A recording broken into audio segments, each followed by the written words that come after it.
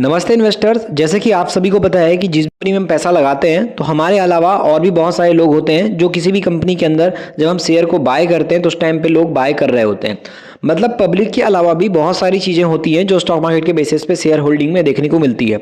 जैसे कि सबसे पहले तो यहाँ पर हमारा डोमेस्टिक इन्वेस्टर हो जाता है, फिर फॉरेन इन्वेस्टर हो जाता है, फिर कंपनी का एक बड़ा हिस्सा प्रमोटर के पास होता है, आधे से ज़्यादा भी होता है। उसके अलावा फिर हमारे पब्लिक आती है तीसरे नंबर पे, चौथे नंबर पे।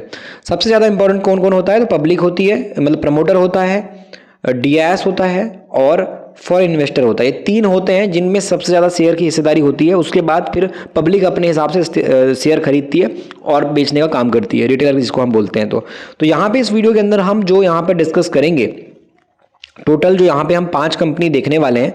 तो ये 5 कंपनी में बात करने का जो रीज़न है, जो वजह है वो क्या है, तो मैं आपको बता दूं कि पांचों कंपनी में बात करने का इंपॉर्टेंट रीज़न ये है कि हम ऐसी कंपनी डिस्कस करेंगे जिनके अंदर अभी डीआईएस का स्टेक बड़ा है।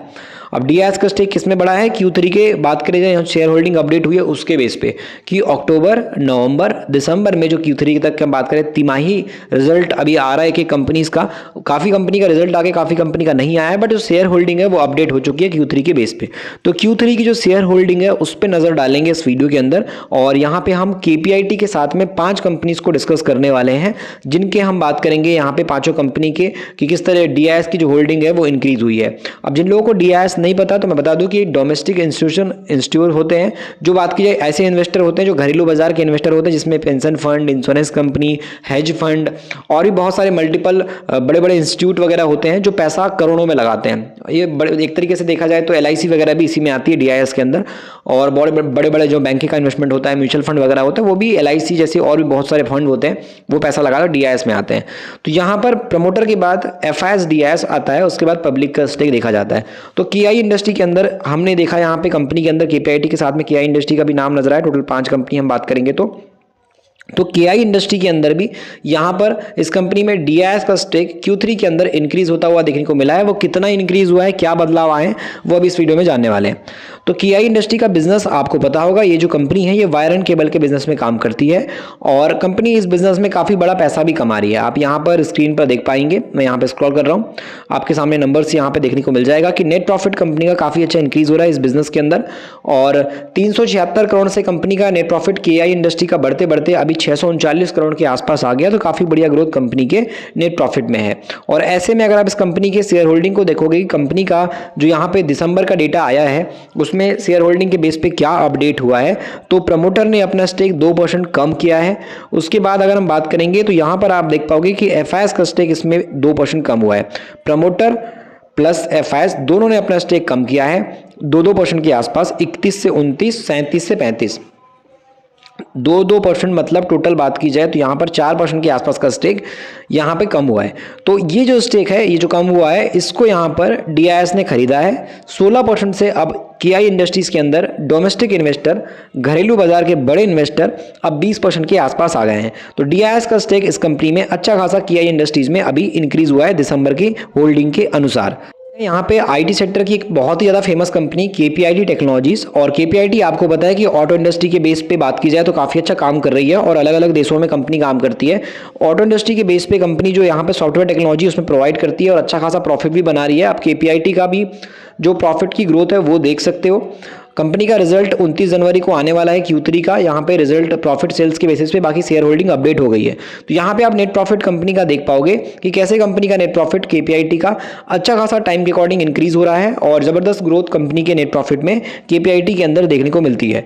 अगर आप इसकी भी शेयर होल्डिंग की बात करोगे तो यहाँ पर आपको नजर आएगा कि दिसंबर की शेयर होल्डिंग KPIT टेक्नोलॉजीज की अपडेट हो चुकी है, और इसके अंदर जितने प्रमोटर जून में थे, सितंबर में थे, उतने ही आपको दिसंबर में नजर आएंगे। तो प्रमोटर ने ना तो शेयर खरीदे हैं और ना ही बेचे हैं KPIT के।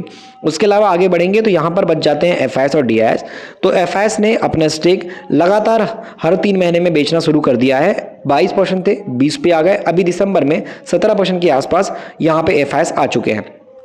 तो KPIT टेक्नोलॉजीज के अंदर फॉरेन इन्वेस्टर जबरदस्त माल बेच रहा है। अब डीआईएस की बात करेंगे तो डीआईएस की होल्डिंग 16% थी, 17% पे आ गए। उसके बाद सितंबर के बाद अभी दिसंबर में Q3 के बेस पे DIS की होल्डिंग अब 20% के आसपास आ गई है। तो KPIT के अंदर भी आपको डोमेस्टिक इन्वेस्टर, घरेलू बाजार के इन्वेस्टर अपना हिस्सा बढ़ाते नजर आ रहे होंगे। उसके बाद अगली कंपनी की तरफ बढ़ेंगे तो ये कंपनी है Manorama industries limited. Manorama industries जो है ये स्पेशल फैट्स और बटर मेड जो एग्जीक्यूटिव सीड्स वगैरह होते हैं, नट्स वगैरह होते हैं, वो बनाने का काम करती है। तो एक तरीके से बात की जाए तो मार्केट के अंदर इस कंपनी की जो ग्रोथ है वो अगर आप देखोगे तो काफ़ी अच्छे तरीके से बढ़ रही है और मार्केट कैप इसका 6,323 करोड़ के आसपास का है। और कंपनी की ओवरऑल अगर आप ग्रोथ के हिसाब से बात करोगे इंडस्ट्री वाइज तो ये कंपनी जो है FMCG कैटेगरी की काफ़ी छोटी सी कंपनी है, फास्ट मूविंग कंज्यूमर गुड्स की बेसिस पे काम करने वाली। अगर हम इस कंपनी का डेटा देखेंगे तो कंपनी का सेल्स दिसंबर 2024 में 209 करोड़ था और कंपनी का दिसंबर 2023 में 98 करोड़ था। तो मनोरमा इंडस्ट्रीज ने काफ़ी अच्छी अपनी सेल्स को बढ़ाया है। यहाँ पे देख सकते हो दिसंबर से यहाँ पर दिसंबर 23 से दिसंबर 24 में यहाँ पर 100 करोड़ से सीधे 2 गुना अपना सेल्स इंक्रीज कर दिया। प्रॉफिट कंपनी का पहले नेट प्रॉफिट 7 करोड़ का था, अभी कंपनी का नेट प्रॉफिट आपको 30 करोड़ के आसपास दिखाई दे रहा होगा मनोरमा इंडस्ट्रीज का। उसके अलावा अगर हम बात करेंगे यहां पर कंपनी के ईयरली बेस पे नेट प्रॉफिट की तो वो कंपनी का प्रॉफिट 40 करोड़ से सीधे 82 करोड़ के आसपास मनोरमा इंडस्ट्रीज का आ चुका है।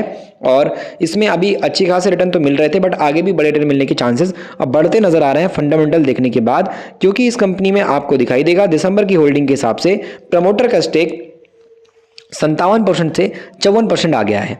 वहीं अगर आप FIS की बात करोगे तो इन्होंने अपना स्टेक लगातार इंक्रीज किया है। वहीं हम बात करें DIS का तो FIS से भी बड़ा स्टेक DIS ने इस कंपनी में इंक्रीज किया है। आप देख लीजिए दिसंबर के अंदर जहां DIS आज से 3 महीने पहले 2% भी नहीं थे, आज इस कंपनी में DIS का स्टेक 2% से बढ़कर के यहां पर 5% के लगभग पहुंच गया है, 4.70% के आसपास। तो मनोरमा इंडस्ट्रीज में DIS का स्टेक काफी अच्छा इंक्रीज होता हुआ देखने को मिला है। सेनको गोल्ड लिमिटेड और ये ज्वेलरी के बेसिस पे काम करने वाली कंपनी है जो कि पैन इंडिया के अंदर ज्वेलरी का बिजनेस चलाती है और इस कंपनी का मार्केट कैप 7,652 करोड़ का है। और इस कंपनी के अंदर अगर आप यहाँ पे देखोगे तो कंपनी का डेटा आपको नजर आएगा कि Q3 का अभी अपडेट नहीं हुआ है। बाकी ईयरली बेस पे प्रॉफिट की बात करेंगे तो यहाँ पर 130 करोड़ का प्रॉफिट अब कंपनी का 2 से 3 साल के अंदर 218 करोड़ टच कर चुका है। और रही बात कंपनी के अंदर बात की जाए शेयर होल्डिंग की तो दिसंबर की शेयर होल्डिंग इसकी भी अपडेट हो चुकी है, देख सकते हो सेनको गोल्ड की। यहाँ पे कंपनी के अंदर प्रमोटर आपको दिखाई देंगे 67% से 64% के आसपास आ गए हैं। वहीं बात की जाए FIS की तो FIS का स्टेक इंक्रीज हुआ है, लगातार बढ़ा रहे हैं। DIS का स्टेक भी इसमें कम होने के बाद अब वापस से 9% से 13% से भी ज़्यादा हो गया है। तो सेनको गोल्ड लिमिटेड के अंदर बात की जाए तो DIS का स्टेक अच्छा खासा अभी इंक्रीज होता हुआ देखने को मिल रहा है। अगली कंपनी है Hindustan foods limited. Hindustan foods limited की बात की जाए तो ये कंपनी FMCG कैटेगरी की कंपनी है। जो बिजनेस वाइज बात की जाए तो यहाँ पर फूड से रिलेटेड आइटम बनाती है, होम केयर बनाती है, पर्सनल केयर, बेवरेज इंडस्ट्री के बेस पे मैन्युफैक्चरिंग का काम करती है, कॉन्ट्रैक्ट के बेस पे चाहे लेदर शूज वगैरह की भी बात करें तो वो भी बनाती है।